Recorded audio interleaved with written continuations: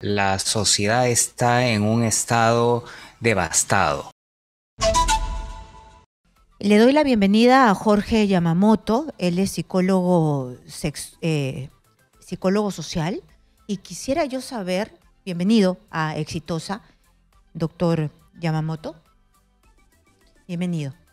Buenas tardes, un gusto saludarle. Buenas tardes. Gracias por aceptar la entrevista. Yo quisiera saber qué cosa es lo que nos está pasando. ¿Qué cosa es? Es decir, lo visibilizamos más, pero ¿qué quiere decir esto en un análisis ya que refleja nuestra sociedad cuando tenemos esta seguidilla de casos? Luego de una gran guerra, la sociedad está en un estado devastado. Y en esa situación podemos ver tres características. La seguridad, que es lo que se necesita como base en una sociedad, está totalmente ausente y más bien aparece la delincuencia, se genera el crimen organizado y se dan violaciones masivas.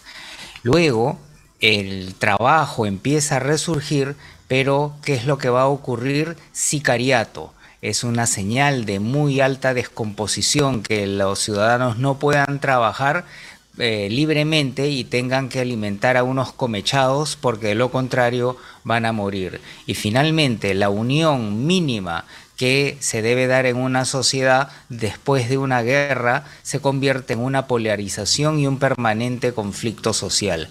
Todas esas señales de elevada descomposición que se dan después de una guerra las estamos viendo sin que haya habido una guerra y estamos perdiendo de perspectiva la situación. Vemos por ahí las violaciones, por ahí el sicariato, por ahí las manifestaciones violentas, pero no lo estamos viendo todo en conjunto y es una alerta máxima de descomposición de la sociedad y esto todavía no ha terminado, sino va a seguir escalando hasta convertirnos no solamente en un narcoestado, sino en un estado caótico, controlado no solamente por la informalidad, sino por el crimen organizado y la delincuencia.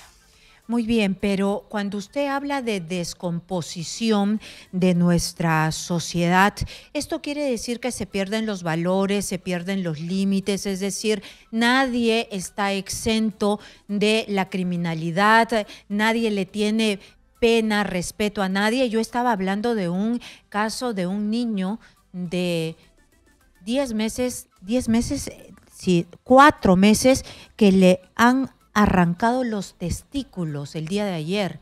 Es decir, ¿quién puede hacerle daño a un bebé inocente? Pero sí hay ese demonio que llega o, de, o mujer, no sé, ¿no? Que llega a estos excesos. Efectivamente, la sociedad es un espacio contagioso. En una sociedad en la cual hay orden, hay control policial eficaz que se une con el control judicial y uno está atento a no transgredir las normas. Luego de eso hay valores, es decir, uno interioriza que no solamente por castigo y por cárcel, sino por principio hay que comportarse adecuadamente. Una sociedad en la cual uno trabaja y se encuentra un beneficio para su familia, una seguridad para su familia. Entonces eso genera un estado de bienestar. Pero cuando eso empieza a fallar, la gente deja de pensar, se vuelve más irritable, más reactiva. Por un lado, unos se deprimen y por otro lado, otras personas empiezan a escalar en violencia y ya entran en un modo no tanto autodestructivo como es el suicidio, sino en un modo pateatablero, quema mujeres y clava niños. Esa es la situación que estamos viviendo. Muy bien, usted ha dicho una palabra que yo quiero remarcar, bienestar. Y lo que no tenemos es bienestar, lo que no tenemos es felicidad. Es lo que, según los rankings internacionales que se hace, no hay en este país.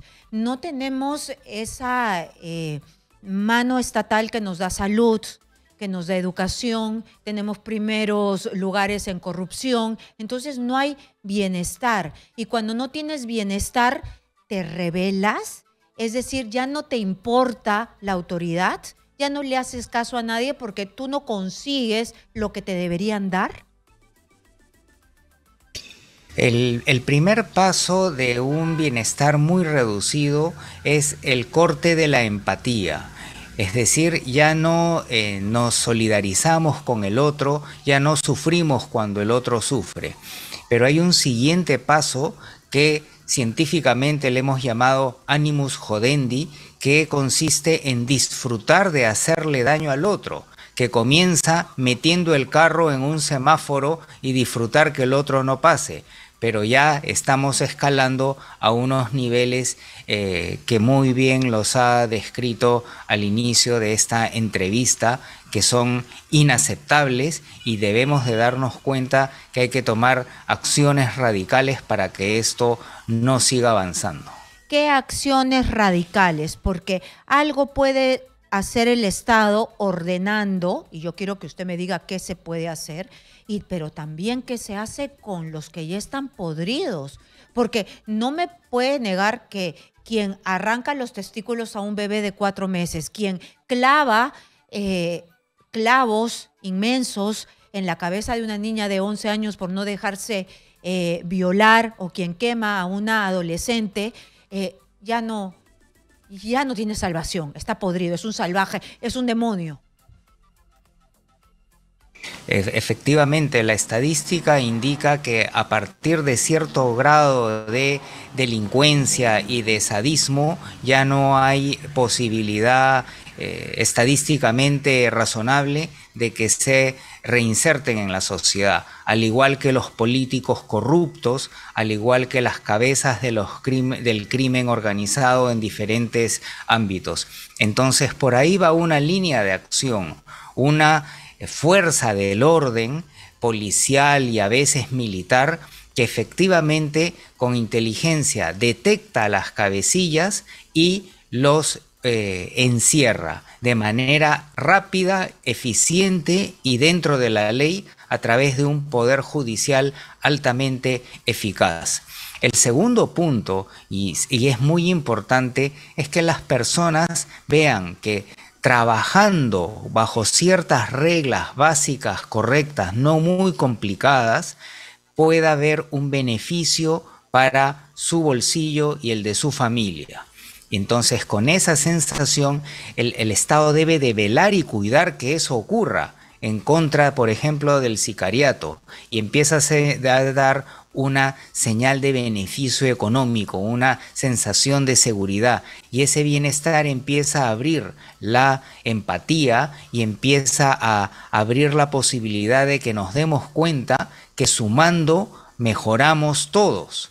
Y ahí comienza la fase de valores, la fase más de educación, de promoción nacional. Los países que han surgido de crisis como las nuestras han tenido programas nacionales de valores, pero no puede ser en el aire, no podemos estar apagando aeropuertos en la mañana y pasando un comercial de la Yunza en donde todos nos damos la mano por la tarde.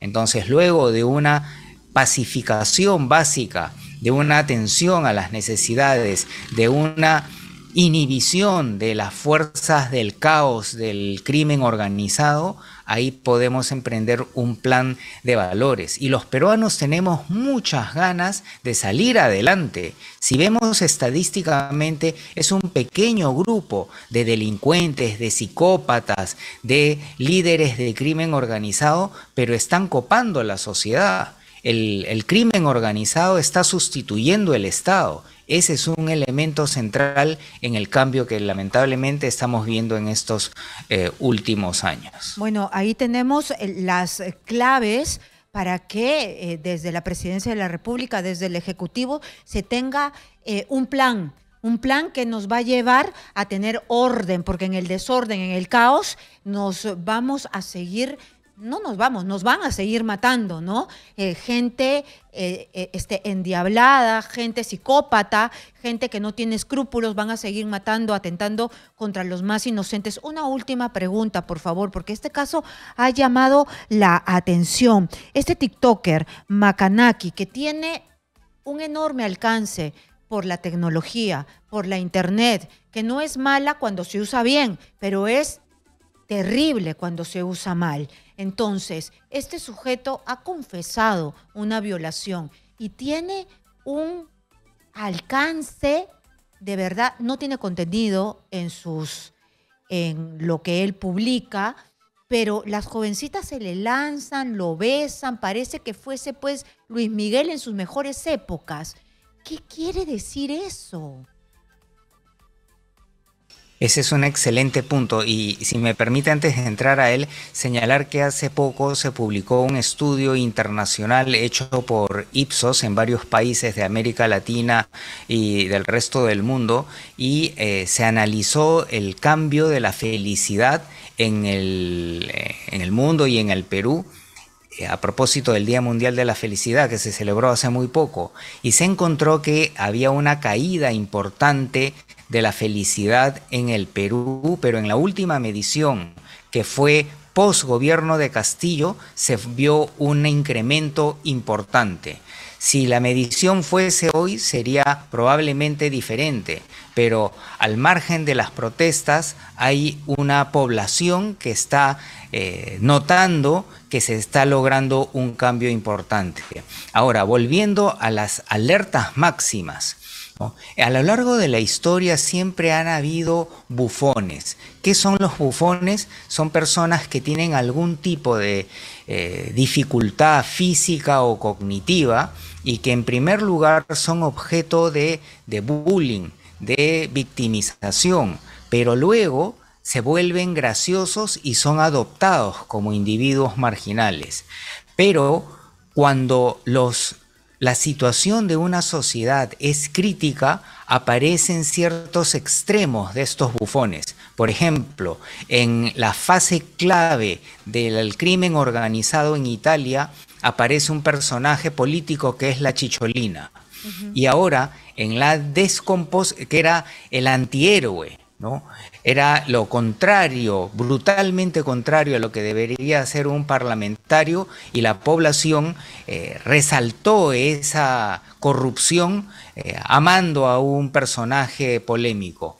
Entonces, cuando aparece este personaje que lo ha citado, que tiene limitaciones en su habla, en su elaboración cognitiva, que dice cosas que son poco articuladas, y que este sea el héroe es otra señal roja de la descomposición social. Como bien señaló, que las chicas se rían es una cosa, pero que hagan besos, y no piquitos, sino besos de telenovela, largos, con él, que sea contratado por los organizadores de espectáculos para que anime esto y que tenga un alto índice de vistas, es ya la fresa podrida de la torta descompuesta que nos indica que hay que hacer algo radical dentro de la ley y dentro de los derechos humanos.